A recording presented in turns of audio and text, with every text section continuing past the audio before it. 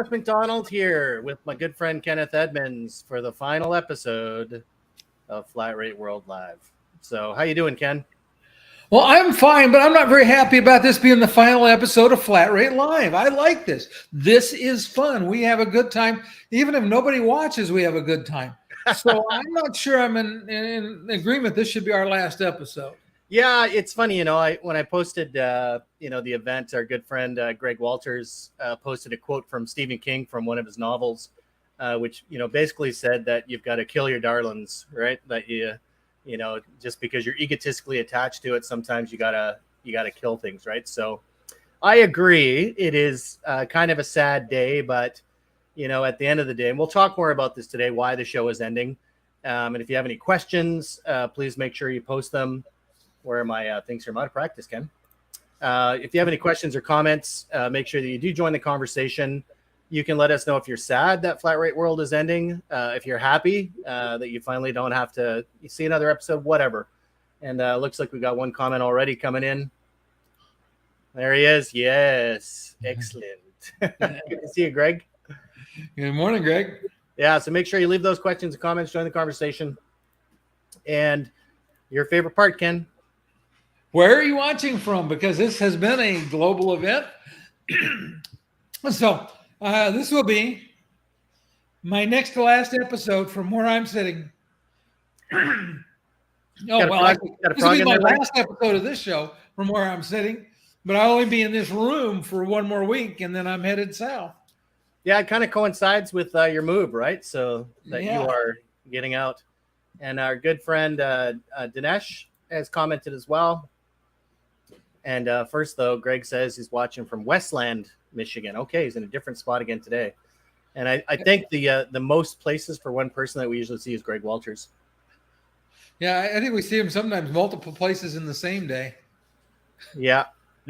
And Dinesh says, really sad the show is ending. And bless your brother. We really appreciate that you've tuned in for so many of the episodes. And again, we talk about this being a global event that Dinesh is in another part of the world. So don't forget to share where you're watching from, Dinesh. And another good friend of ours for the show, OJ Coleman, who is a regular. I'll miss it. I do look forward to the episodes. Don't cry, Ken.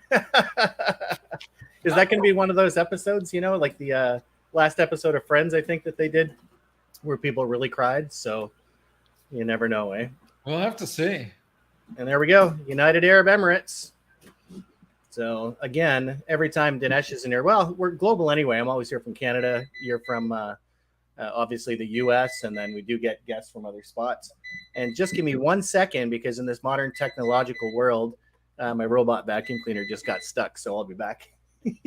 Okay, so the technology is becoming the master. It beeps, and West has to go answer it. It's almost like he thinks it's a life form.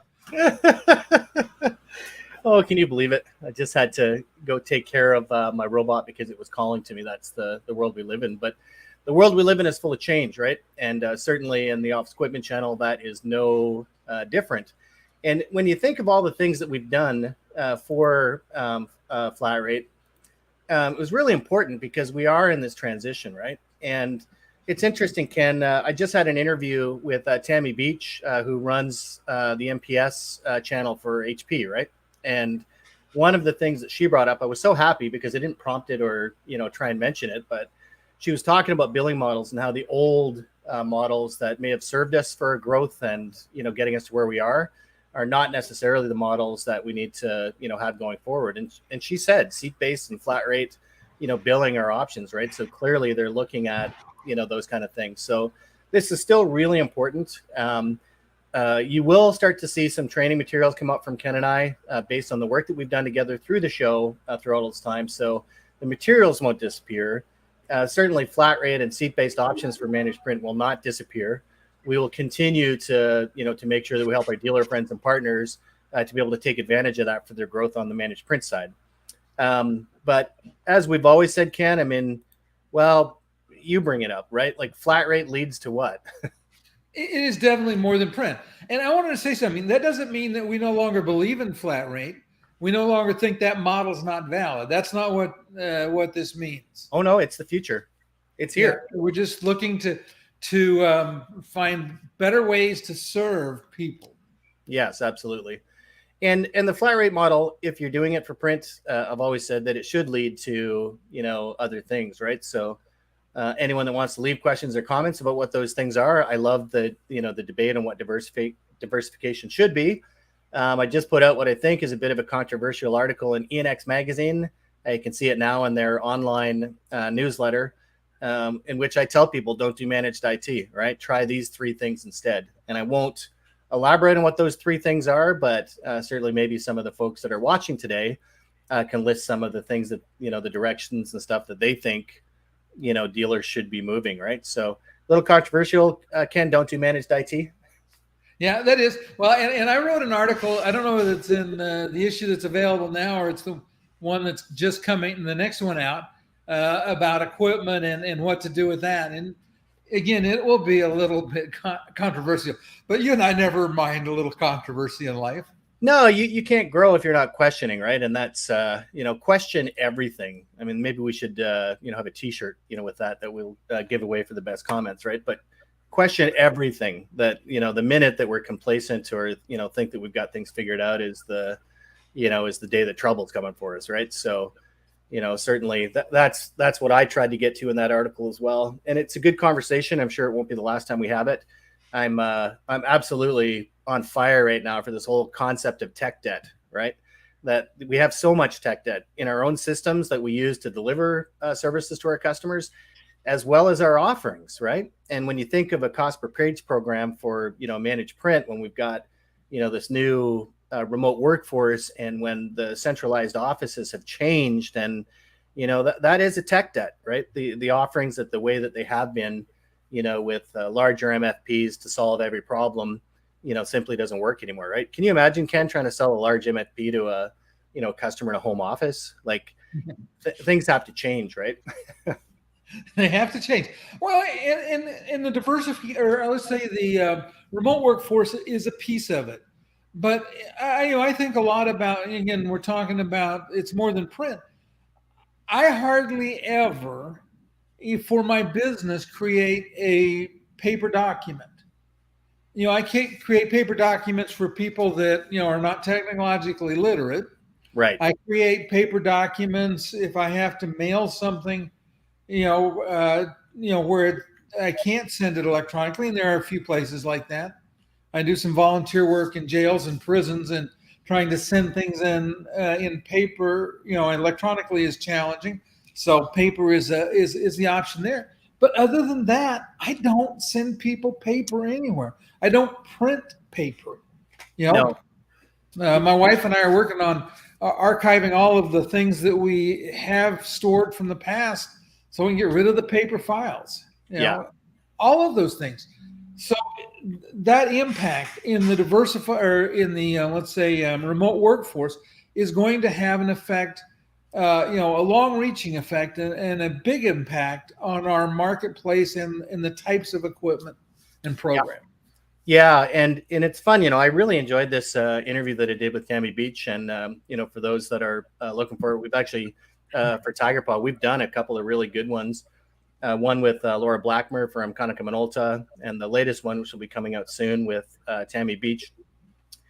She said something that really resonated with me, which is that we've got to start looking less at devices and more at people and processes, right?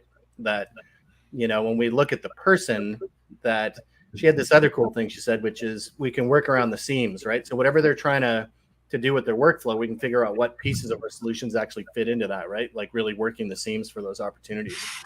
And I really do believe that, right? And that does mean that if we're going to do that, we've got to diversify, for the future, right? So. Yeah. And of course, this is one of those things that I talk a lot about. And you and I are both huge believers in the impact that diversification can have on companies. And we can think. Let's talk about a good example. We don't ever rehearse these beforehand. But one of the companies that has diversified and been hugely successful in the diversification process started as a book sales company. Do you know who I'm talking about? Yeah, that wouldn't be a company that starts with A, would it? It might start with A. Yeah. Look at what they do today. And look how much money he has. But it started as a company that sold nothing but books. Right. And guess what they still do today? They still sell books. They still sell books. And you can get a Kindle if you prefer a digital, version of it. But yeah, that's exactly right. And another good example of that, diversifying or, doing more for your customers, being less specialized, right? Mike Stromaglio put a picture up for his blog. Did you see that one where there's a guy from the 80s standing there with like a Walkman, a video camera, a regular camera, a typewriter, a phone. He's got all this legacy technology around him, a VCR, right? And then it says it's all turned to this, and he holds up like a smartphone, right? That all of those things that used to be highly, specialized and difficult. I think as more things, the more people I talk to, Ken, the more that we start moving into cloud services, right? The more cloud everything. And certainly there are, and if you read the article I did in ENX, there are certain things that will never go to the cloud. So for example, display technologies, because you need those, in the location, water coolers, electric charge stations, right? There are physical assets that still have a place in the world, but servers probably aren't one of them, right? Yeah. Big desktop computers that are specialized running i7 or i9 processors, probably not, one of them, right? That as everything moves into the cloud, another thing that happens is it allows for a much more simplified and integrated way to tie those things together, right? When they all live in the same place, it's much easier to bring them together. So, yeah, and then and that's interesting what you just mentioned, because one of the things that is going to have a huge impact on that is as the 5G becomes more and more prevalent, then everybody's connection is going to get better, if nothing else, than through their phones. So like right now, I'm on Google's Fi service. I have unlimited bandwidth with 5G. And so when I'm out somewhere other than where I have a wired connection or I have a really good pipe to my house, most of the time I'm tethering my laptop or my tablet or whatever I'm working to my phone so that I have great high-speed connectivity. And so, Daniel Wolowitz on LinkedIn posted a picture of her home office, and she said where her new office was today. And I thought that was interesting because she was sitting outside, on a wooden table, enjoying the outside. But as the bandwidth available to an individual increases, the need for technology in a box decreases exponentially. Yeah, no, absolutely. Right. And so as we're diversifying for the future, we've got to consider that. And I think one of the dangers is, especially when we're trying to do something that's outside of our comfort space, right? That's new and different, is to be very careful that we're not investing dollars in something or a business model that's going to be obsolete in 5 years. Can you imagine like saying, I'm going to diversify in this direction, only to discover 5 years from now that there's been a cloud replacement for it? It's all gone, right? So, there's our diversification is not a thing that we're doing for today. It's for the future of our business, right? So we've got to make sure that whatever we're getting into has legs. I'm going to write a blog as well about managed IT, MSP, MSSP, managed services providers, right? That there's this confluence of even those definitions now starting to blend into one each other. And depending on who you're talking to, they'll use the same definition for, or they'll use a different definition for the same type of service that they're offering, right? Yeah. And that's great. Look, we got our friend Sarah just came in, tuning in from Iowa today. Well, welcome from Iowa. Good to see you, lady, and welcome to the last episode of Flat Rate World Live. Yeah, Sarah, nice to have you with us today. And it's a good thing you're here today because it is the last episode. Well, as we've said, it's not the last you're going to hear about Flat Rate, but it is the last time that you're going to see Flat Rate World Live. And, part of it too, Ken, I feel like we've been, not that we've done it intentionally, but that we've kind of done the dealer community a disservice, the Off Squim channel a disservice, because Flat Rate World just hasn't allowed us to have different kinds of guests, right? Like to get experts that are working in these other parts of the world. Because as I've said, diversification has to happen, but you got to be so careful. And there's experts out there that have done these things, that have, that work in these fields and stuff that we can all learn from. And unfortunately, this program just doesn't allow us to do that, right? I agree. And I think that there are so many things that businesses can benefit from. And there are guests out there. For a while I had a podcast, and I had some amazing guests that talked about a lot of different things. And they were all about business and branding, and there are so many things. And again, Flat Rate wasn't the venue for that. Yeah, no, for sure. So although it's a sad day, Ken, I'm going to officially, say goodbye to Flat Rate World. And I've loved doing the show with you. It's been an absolute honor to work with you on our Flat Rate mission these last couple of years, which we'll continue to do. Again, as Ken said earlier, it's not that our offerings are going away or assistance to help people get into those Flat Rate models. But as of right now, I'm going to get rid of this. I'm going to miss this a lot. There it goes. So you'll never see that banner on the bottom again, or the logo, for Flat Rate World. It is done. So can't thank everyone enough for, tuning in and for their comments and being guests and, all of those things. But of course, Ken, we can never say goodbye. Right? No, we can't. No. As I said, we have too much fun. What do they say when one door closes, another one opens, right? So I'm gonna put something up here right now if I can find it.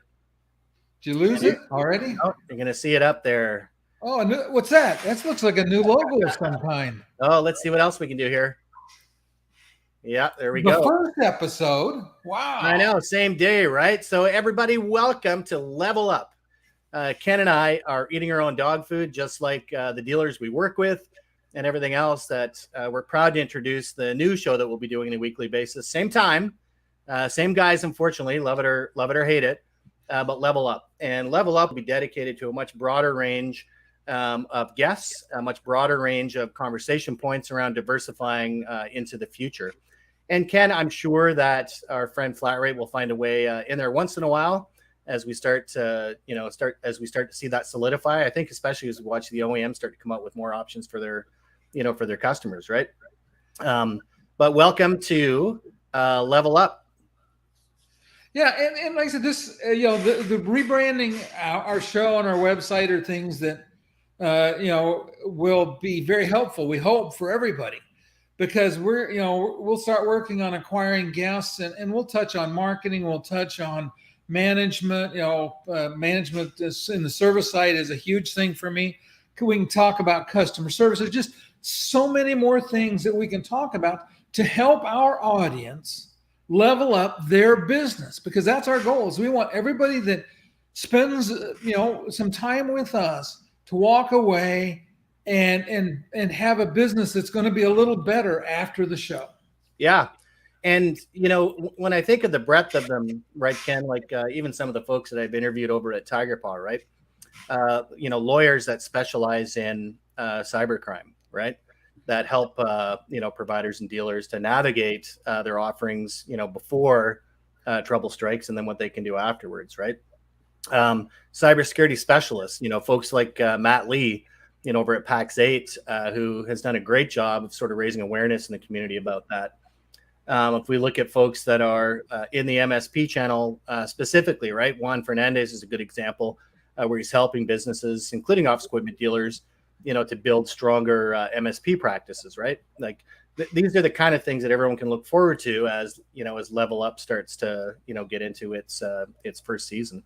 So I'm really excited about it. Ken, when we had this conversation about the shift, I know we were fooling around a little bit, tricking people into thinking that we were never going to be on, another program on Wednesdays. But again, as Greg said, I like this. He said, instead of eating your own dog food, drinking your own champagne, that we are drinking our own champagne, and we're going to make sure that we bring, that learning and that expertise to you from a wide range of people over time. So go ahead, leave your comments and questions. What do you think? Is this a good move for the program? Do you think we should have kept it as Flat Rate? How do you feel? And how you feel is how you feel. So if you like what we're doing with the shift, great. If you don't, let us know that as well. And and I want to add one other thing. What would you like to see on the show?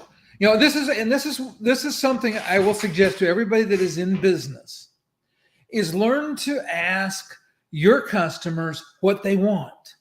It's one of the things I talk about in the service management class I teach, is the need to talk to your customers, find out what it is they want.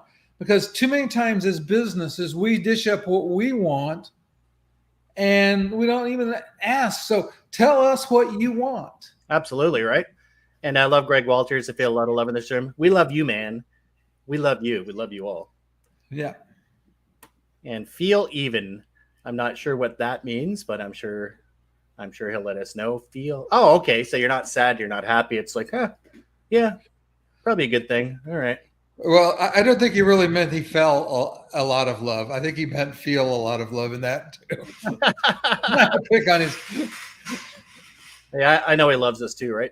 Yeah. So let us know what topics you want to start seeing, and start to look forward to those. And certainly, if you're somebody that's a regular in the program and you're doing something different, we'd love to have you on as a guest as well, to talk about how you're diversifying, what kinds of things have been working for your organization. Because Ken, as we know, there is nothing better than a provider level experience, right? Exactly. Yeah. One of my good friends, Jeff Bendix at Bendix Imaging, he's done such a great job, building a security offering over the years, right? And I remember the first day I had a conversation with him, we said, yeah, my business is stronger than it's ever been, like revenues.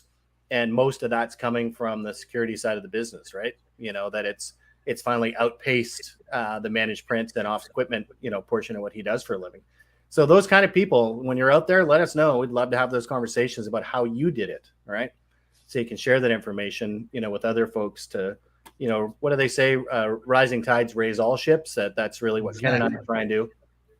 It is astounding, actually, Ken, the amount of stuff that we do for free, because we actually give a hoot. Right. So I don't think I'm allowed to say give a shit, but I just did. But we do. So I'm sure there's other folks out there that, do it as well, right? Okay, so I just want to make sure I heard that. You said give a ship. I did. Give a ship, yes. Yeah, give a ship. Yeah. Always give a ship to help rising tides. I love it. So we look forward to your stuff. Let's see. Aldo Spensieri, sorry. I can't believe I just said it that way. He'll forgive me, though. The industry is evolving. The show will need to evolve to cover innovative technologies. Great move. Appreciate that, brother, and appreciate you tuning in as well. And Aldo's evolving as well. I love his diversification because it's tasty. You know what he's doing these days. He's also, other than consulting in the space, he's become he's always been a wine connoisseur, but now a wine seller. So here's to tasty diversification. I like it. Okay. Does he ship free samples in case lots? Well, I don't live too far from him. I think Aldo and I, if I get in the car and drive up to see him, it's probably about 6 hours. So Aldo, make sure you have a case ready, and Ken, I'll save a couple bottles for you. Okay. Sounds good. Oh, here's a topic. This is a good one. So what is the ecosystem? How do we stop selling hardware? Are there any new entries into the market, new dealers, providers, etc., right? And that's a really good one, Greg. And I think if you look at somebody like Jay McBain, who has been, sort of championing the ecosystem for a lot of years, we've spoken about it at CompTIA. That was actually one of the sessions I had when I was leading one of the organizations there. That's what we talked about, was the ecosystem, right? How it's this, this multitude of layers, not just up and down, like not vertical, not horizontal, but deep. It's more like this sphere of ecosystem partners that work together in one, form or another. And we should definitely get an expert in to talk about that, because I certainly think it's going there. And if you look at a lot of providers now that offer one thing, they'll also have a marketplace for other things, right? That as part of an ecosystem partner, they make it easy through these marketplaces to get the other things, that you need that integrate with the thing that they offer, right? So, and it's a fascinating topic because one of the things is that when we stop selling hardware, right, that a revenue stream goes away. And what are those revenue streams, as Tammy at HP said, the seams, right? Like, what are those revenue streams that kind of support the things, even if we're not selling them, right? So yeah, definitely we'll be having lots of conversations around that one, Greg. Okay. And I want to just add, because I'm going to nail you on a statement. You said it would stop selling hardware. It's not that we'll necessarily stop selling hardware, but what will happen is hardware will become a less important piece of what dealers offer. So as that stream diminishes, and as the aftermarket from that stream diminishes, we want to fill our pipeline with other streams. It's like, you think about the Colorado River. Well, let's not talk about the Colorado. Let's talk about the Mississippi River. Okay. One that still has water in it. Yeah. Is a huge body of water. But how did it get to be a huge body of water? It was from lots of little tiny streams way, thousands of miles away. Some of them were just trickles, but they just keep combining. And so that's what a dealership should start to view their environment like, as is all of these little streams from all of these customers that combine to form a mighty river. Yeah, Let's make that on the spot analogy. I love it. And I also like the analogy that Greg just gave us. I put it up there, but I'll speak to it. He said, the channel is 2-dimensional. The ecosystem is 3-dimensional, right? Yeah, absolutely. So it's one of those things that if anyone says they know exactly how that ecosystem is evolving entirely, I'd say that wouldn't be fair, right? Like we're still, kind of in the earlier days of happening, right? And Greg also did say, where'd he go there? So it looks like we're trying to put it at the same time. There's a long tail, but one day sell as many copiers hardware as buggy whips are sold today. No, and that's a reality, right? And I would also probably throw out there that we're going to start OEMs using the marketplace to sell more of those things, directly, right? That reality is coming for a certain portion of the marketplace, right? So with all these remote workers, I would be shocked and amazed if the OEMs didn't come up with a solution to be able to satisfy those physical devices, right? Yeah, that's probably a conversation for another day. Pretty controversial as well, but anyways, who knows what the future is going to look like? Well, and what I would say is right now is that this is the time for dealers to come up with their own solutions, their own packages. Oh, Sarah, you haven't been paying attention. This live is going to be on every week. We just changed the name of the show. Yeah. Yeah. Please tell me doing some lives in the future. I enjoy the provoking discussions. Oh, for sure. We are hard at it. So if you look at the screen, Sarah, you'll see just above my head there is Level Up. That's the program that's replacing Flat Rate World Live. And that's the program you're now watching. It is. Yeah. We ended Flat Rate World Live and started Level Up all in the same episode. So yeah. I'm not sure if you're allowed to do that, but we did it anyway. You know what? I just because of the conversation today, I picked out somebody that maybe we want to invite on one of the early episodes because he has a lot of opinions. Oh yeah. Who would that be? Would it be somebody that we're seeing a lot of commentary from today? Might have been. Oh, right. Well, there he is. Yeah. So Greg Walters, open invitation to get you on, see what your schedule looks like next week. I know it's short notice, but we'll kind of talk through the evolution of the channel, and you're doing a lot of things to help your customers as well, right? To diversify. Greg is working in other channels, helping other types of customers, right? So we know, Greg is death of the copier, but the stuff that he's doing right now is definitely a lot more, right? And I love this comment from him. Right on. Dealers should be defining their own future. Absolutely. And I love this one when we called him out. Me and my big mouth. Yeah.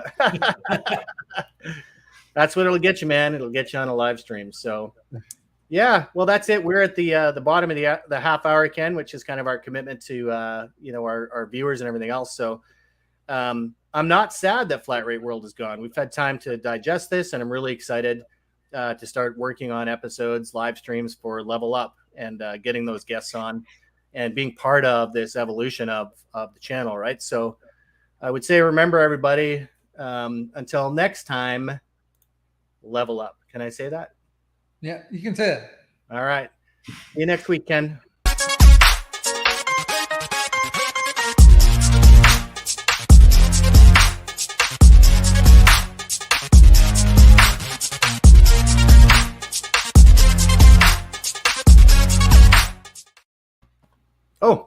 Here we are. Anyways, that's the intro for next week. We'll see everybody later.